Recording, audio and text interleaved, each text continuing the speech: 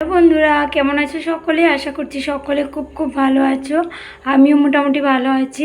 আজকে আবারও নিয়ে এলাম কিছু রেসিপি ভিডিও তোমাদের সামনে। দেখো আজকে রেসিপি ভিডিওতে কি কি মেনু আছে দেখো। আজকে প্রথমে আছে চিংড়ি মাছের পকোড়া করেছিলাম, অনেকগুলোই করেছিলাম। সেগুলো দুপুরবেলা খাওয়া হয়ে গেছে, এখন রাত্র হয়ে গেছে তো ওই জন্য কমে গেছে আর কি জিনিসগুলো। সবাই দুপুরবেলা খাওয়া দাওয়া করে নিয়েছি, আমি খাইনি। পাপা ওরা খেয়েছে, আর পাপা ওরাই খেয়েছে, আমি আর আমার হাজব্যান্ড খাইনি। ওর ডিউটিতে ছিল যেহেতু খাওয়াটা হয়নি। আর কিছু দেওয়া হয়ে গেছে মাদের ওখানে।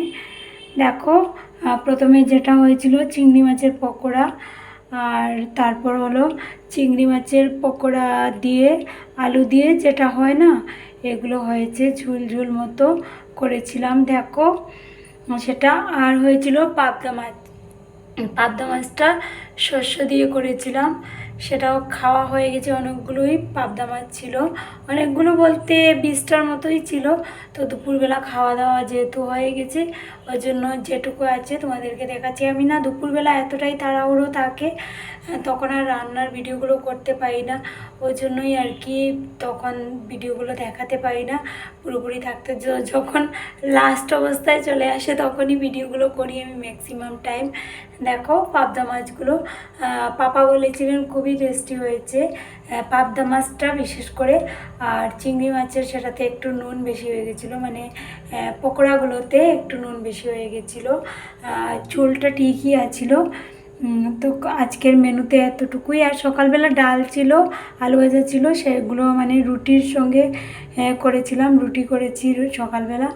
তো সেগুলো আর মানে সকালবেলার এগুলো কী হলো বলো তো, পাপাকে দুজন পাপাকে দিয়ে দিয়েছি, আমার বাবাকে আর পাপাকে দিয়ে দিয়েছি, ওই জন্য সেগুলো আর দেখাতে পারিনি।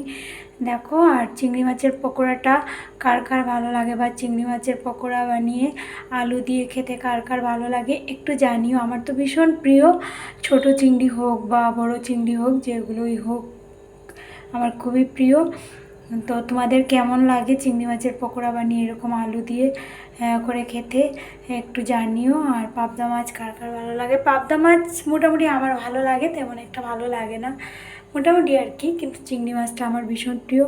দেখিয়ে দিলাম আজকের মেনুতে কী কী ছিল।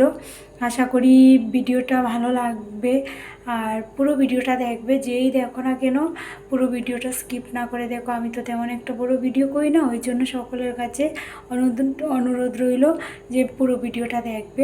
আজকের মতো এখানেই টাটা, সবাই খুব ভালো থেকো।